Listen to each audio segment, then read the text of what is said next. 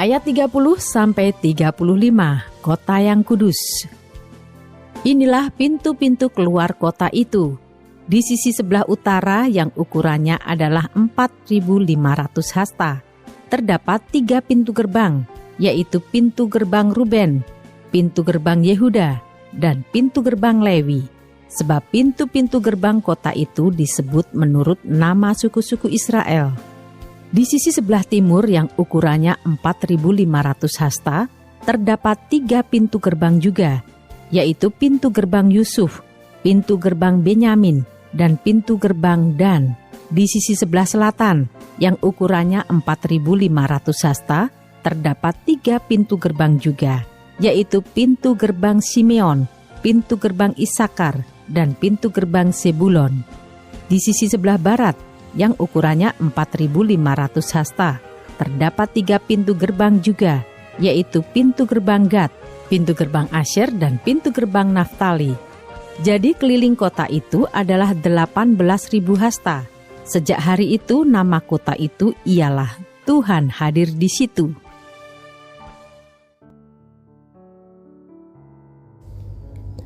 Shalom saudara. Setelah pembuangan, kota Yerusalem menyandang nama baru, Yahweh Syamah, yang artinya adalah Tuhan hadir di situ. Nama ini sungguh sangat bertolak belakang dengan kondisi Yerusalem, baik sebelum maupun menjelang pembuangan. Kota Yerusalem dikenal sebagai kota yang penuh kekerasan, tanah yang penuh hutang darah, dan kota yang penuh dengan ketidakadilan. Tetapi saudara, dengan menyandang nama baru ini, Allah telah kembali. Yahweh Syamah, Tuhan hadir di situ. Nama baru itu merefleksikan kehadiran Allah di tengah-tengah umatnya, di tengah-tengah pekerjaan mereka, di tengah-tengah relasi mereka, dan di tengah-tengah kehidupan mereka dalam berbagai lapisan masyarakat. Saudara, Yahweh Syamah dalam bahasa Ibrani memiliki bunyi yang mirip dengan kata Yerusalem.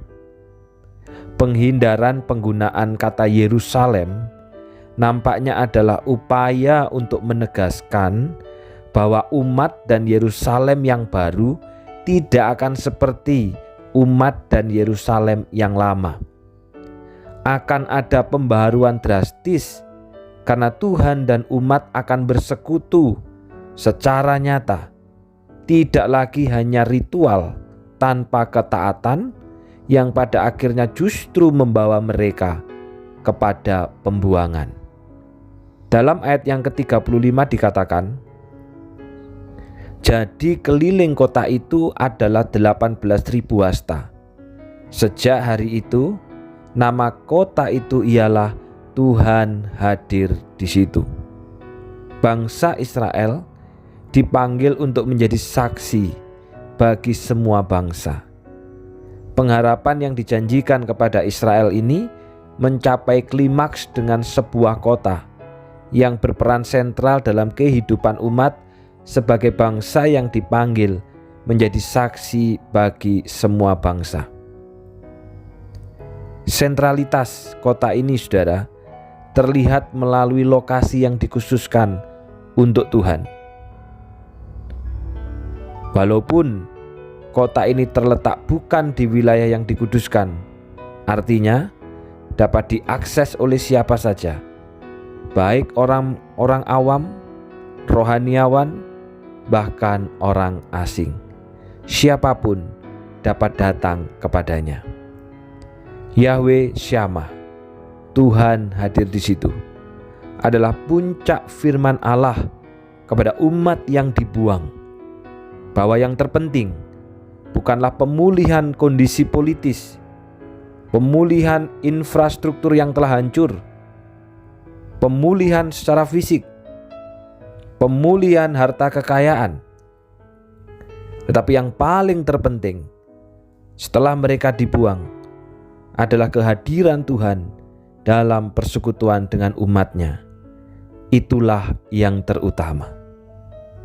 Kehilangan terbesar manusia ketika jatuh ke dalam dosa adalah persekutuan dengan Allah. Dan restorasi terbesar yang Tuhan janjikan adalah Tuhan hadir bersama umat-Nya. Maka pertanyaannya saudara, sudahkah Yahweh Syamah, Allah hadir dalam hidup kita? Setelah kita mengalami jatuh, setelah kita mengalami kerapuhan, dan kemudian kita mengakui dan dipulihkan, sudahkah pertama-tama yang kita bangun kembali adalah persekutuan kita dengan Allah? Sudahkah Allah hadir dalam pergumulan kita? Sudahkah Allah hadir dalam pekerjaan kita? Sudahkah Allah hadir dalam keluarga? Sudahkah Allah hadir dalam usaha? Dan juga sudahkah Allah hadir dalam pelayanan kita? Kehadiran Allah dalam segala aspek hidup kita ditandai dengan ketaatan dan kepatuhan kita kepadanya. Ketika Allah hadir dalam pergumulan, walaupun sulit, walaupun susah, kita akan taat. Ketika Allah hadir dalam pekerjaan kita, walaupun ada tawaran yang menyenangkan, tetapi itu berdosa, kita akan memilih untuk taat dan patuh. Ketika Allah hadir dalam keluarga kita, walaupun ada persoalan antara suami istri, antara orang tua dengan anak, kita akan tetap taat dan patuh kepadanya. Ketika Allah hadir dalam pelayanan kita, walaupun tidak mudah, walaupun ada banyak tantangan, walaupun ada banyak kesulitan, kita akan tetap taat dan patuh kepadanya. Namun, apabila hidup kita hanya diwarnai dengan pemberontakan dan perlawanan terhadap firman, itu menunjukkan bahwa tidak ada Yahweh Syamah dalam hidup kita. Biarkan Tuhan hadir di dalam setiap aspek kehidupan kita. Mari berdoa. Bapa yang di surga, hari ini firman-Mu mengingatkan kami, dan ini adalah puncak ketika kami belajar dari kitab Yehezkiel.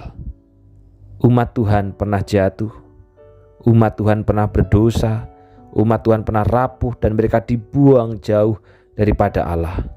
Ketika mereka dipanggil kembali ke tanah perjanjian, yang paling utama bukan pemulihan secara ekonomi, pemulihan secara politis, pembangunan kembali infrastruktur yang hancur, tetapi yang paling utama dan pertama adalah pemulihan relasi dengan Allah. Allah hadir di tengah umat-Nya, dan kehadiran Allah itu ditandai dengan ketaatan dan kepatuhan umat kepada segala apa yang Tuhan katakan. Ampuni kami Bapa, jikalau selama ini kami mengaku bahwa Engkau hadir di tengah kami, tetapi hidup kami jauh dari ketaatan. Kami mengaku Engkau ada di tengah-tengah kami, tapi hidup kami jauh dari kepatuhan. Sebaliknya Bapa, hidup kami lebih banyak diwarnai dengan pemberontakan dan perlawanan terhadap firman-Mu.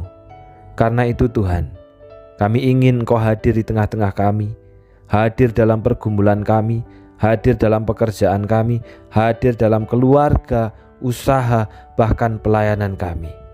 Sehingga dalam keadaan apapun itu, mampukan kami untuk hidup di dalam ketaatan dan kepatuhan, dan itulah bukti bahwa Yahweh Syamah, Tuhan hadir di situ, di dalam hidup kami, di dalam warna yang kami jalani dalam hidup ini.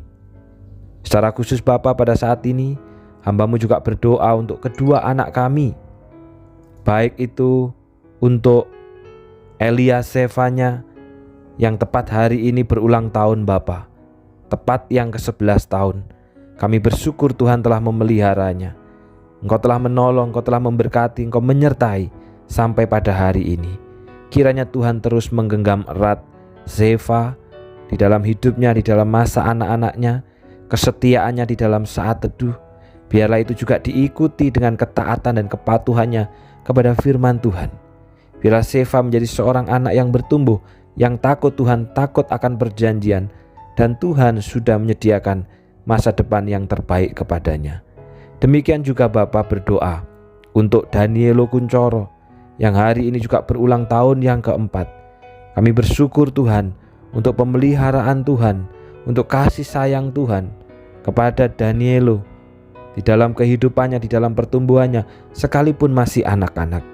Kiranya Tuhan terus menggenggam erat Elo di dalam hidupnya, menjaga, melindungi, menyertainya, dan biarlah dia terus bertumbuh menjadi anak-anak perjanjian, anak-anak yang takut Tuhan dan takut kepada kedua orang tuanya.